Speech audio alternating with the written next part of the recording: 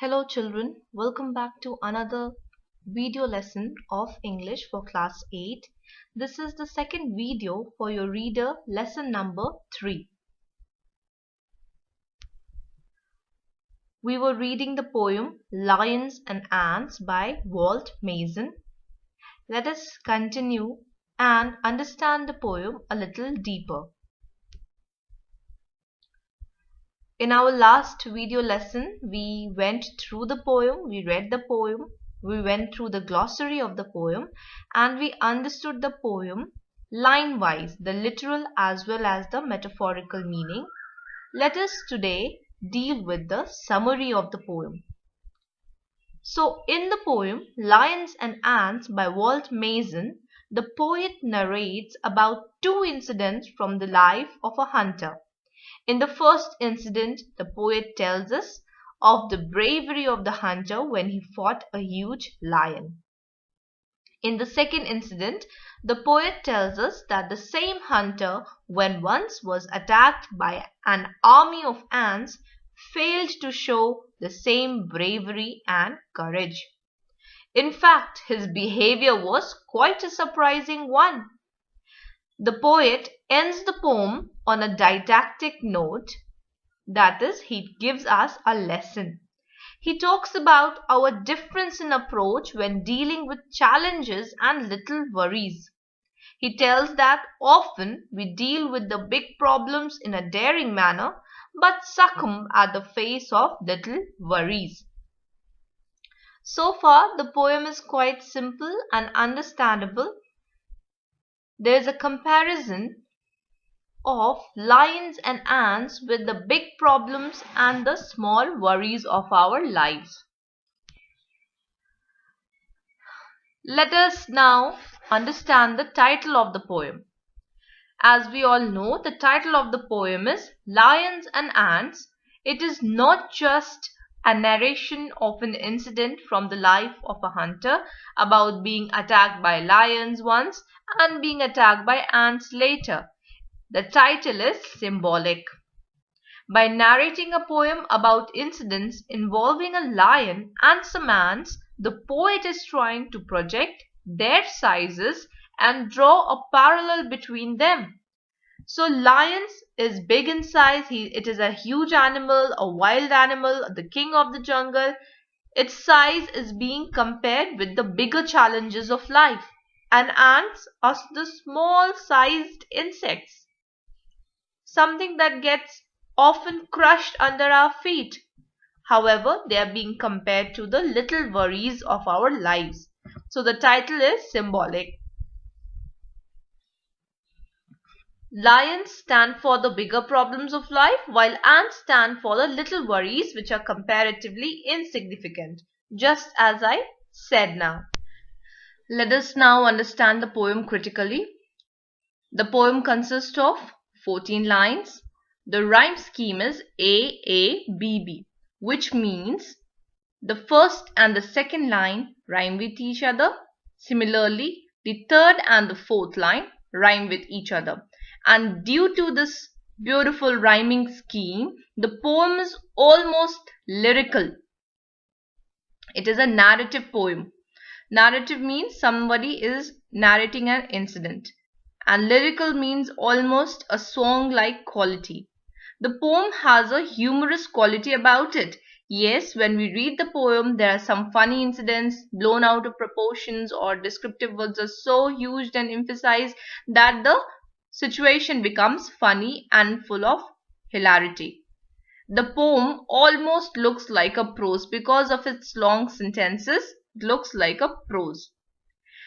Children, one fact over here, a poem consisting of 14 lines and with iambic pentameter is generally categorized as a sonnet. Let us now appreciate the poetic devices used in the poem. When we read the poem, we come across exaggeration, which is also called hyperbole. It is a technique of overstatement to emphasize the funniness or the seriousness of a situation. Means due to the use of certain descriptive words, certain adverbs, the language is emphasizing the funniness or the seriousness of a situation. I have picked out an example for you. There are many in the poem. He used a lot of language of a deep magenta tint. He gives language a color, and that too a color of anger, the deepest color of anger. Now there is imagery in the poem. When you read the poem, certain images and pictures come to your mind, and that is called imagery. One example I picked out: and about 1,000,000 bit him, and you should have seen him dance. The picture of a hunter sitting on a hill, being bitten or stung by an army of ants come to our mind, and he is worried and he is using all his might to call these ants evil, and that has made him dance with pain and anger equally.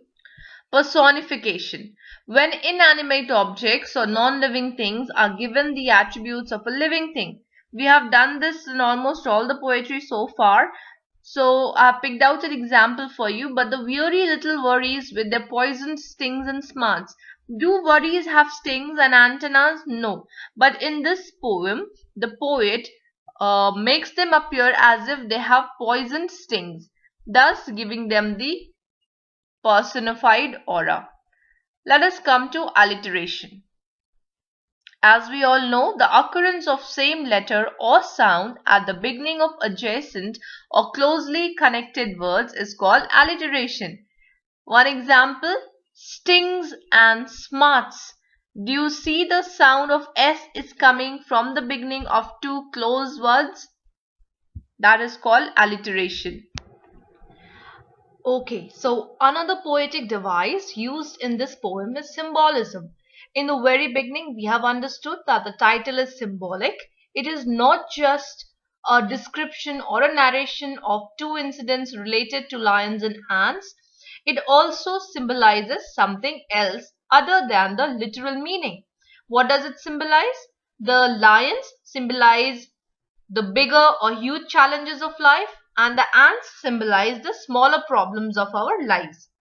Because of symbolism, we can also understand analogy. Analogy is another way of comparison between one thing and another, but it is typically used for the purpose of explaining better or clarifying better. For example, the sizes of lions and ants are poles apart. Lion is a huge animal. Ants are one of the tiniest of animals. In fact, they get crushed under the feet. But by comparing their sizes, the poet is able to put his message across to us. He is able to explain the size of the problems according to the size of these animals. Now we have read the poem, we have gone through the summary, the explanation, we have understood the title, we have gone through about the poet, the different critical analysis of the poem, the technical terms, the poetic devices. Before we start the textual exercises, you must know the message that the poet is trying to say through this poem.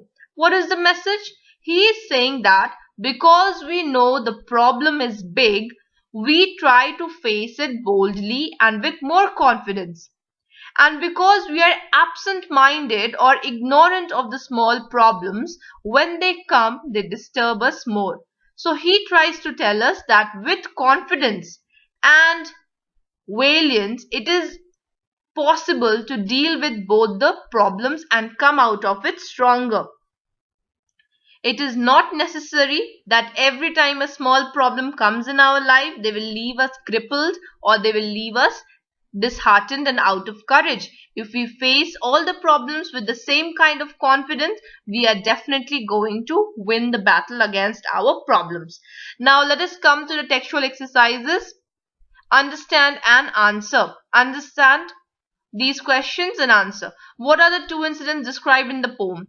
The two incidents described in the poem are: first, an incident of a lion's attack, and the other, the incident of a ant biting the hunter. Please jot down the value points and develop your answers.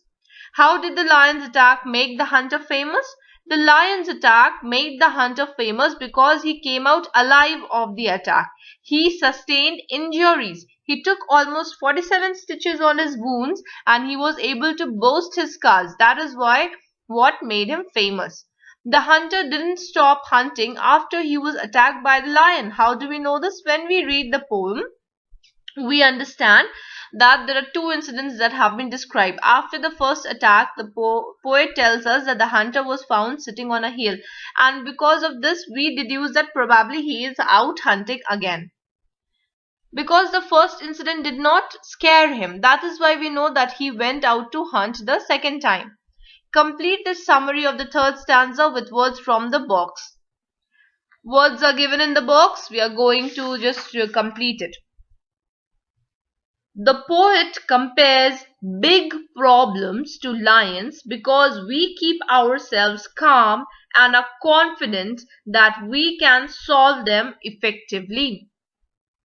The small worries and inconveniences are like ant stings that cause irritation and make us feel weak and helpless because we don't know what bit us and we cannot fight back.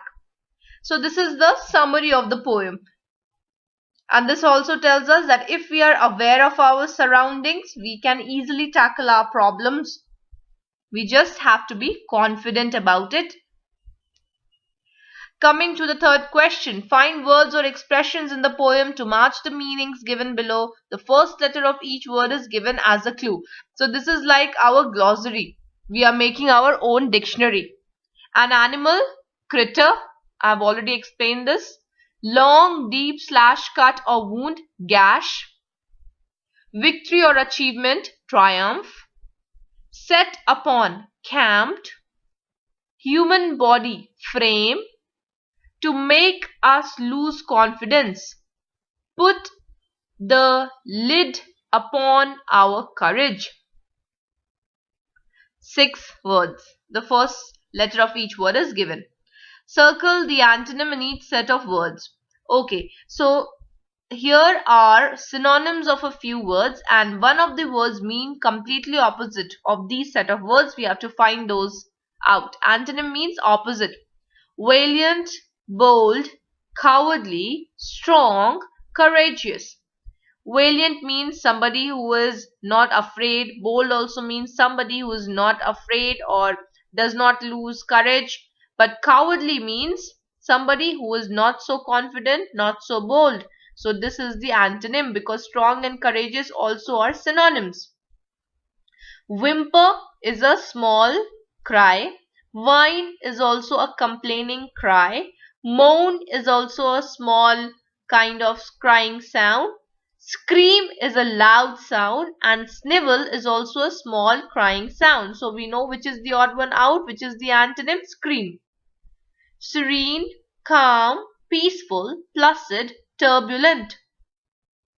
Serene, calm, peaceful and placid all are synonyms of the same word. It means something that is non-disturbing, something that is easy, something that is peaceful.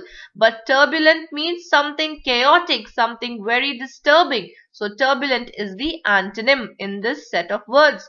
So children, here we have our own thesaurus. We have learnt new words. We have learnt their synonyms and we also know their antonyms. I hope you will use this in your vocabulary and make it a part and parcel when you write your passages and letters. Think and appreciate.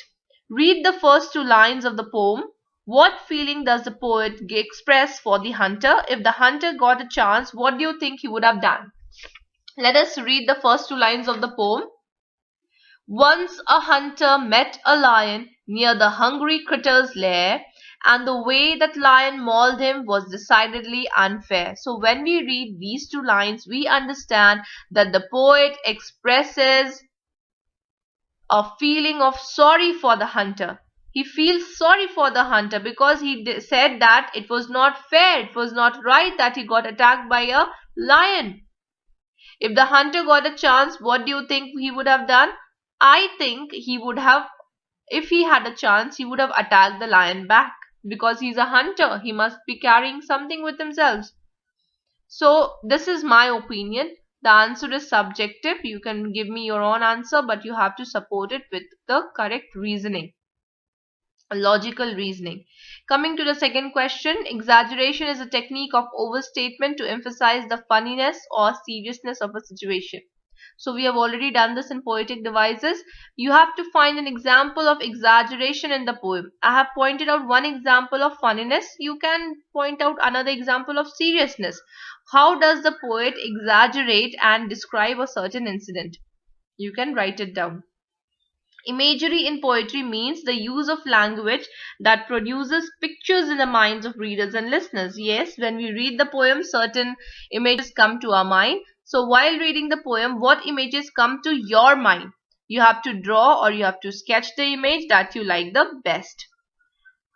This is just the kind of pictorial representation that you often do at the end of every lesson. So what comes to your mind when you read the poem? You have to draw that. That's all in your textual exercise. These are the assignments that I have planned for you. You must read the poem and learn the poem and the word meanings that are given in your reader book. The poetic devices that I have mentioned in this video lesson, please write it down in your English copies. And the textual exercises that we have discussed just now, you have to complete it in the reader book. Everybody has to do it. And question answers that is given on page number 12 that we have just now discussed, please write it down in the copy itself, in the English copy.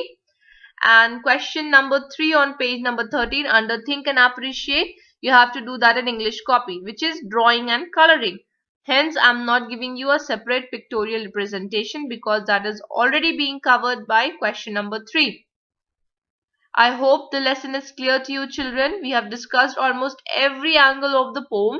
Now what you have to do is learn the poem, go through the video lesson once again if you have to. And if you have any doubts, any confusion, we'll meet it and clear it in our live sessions. This brings us to the end of the lesson, children. Take care, everyone. Thank you.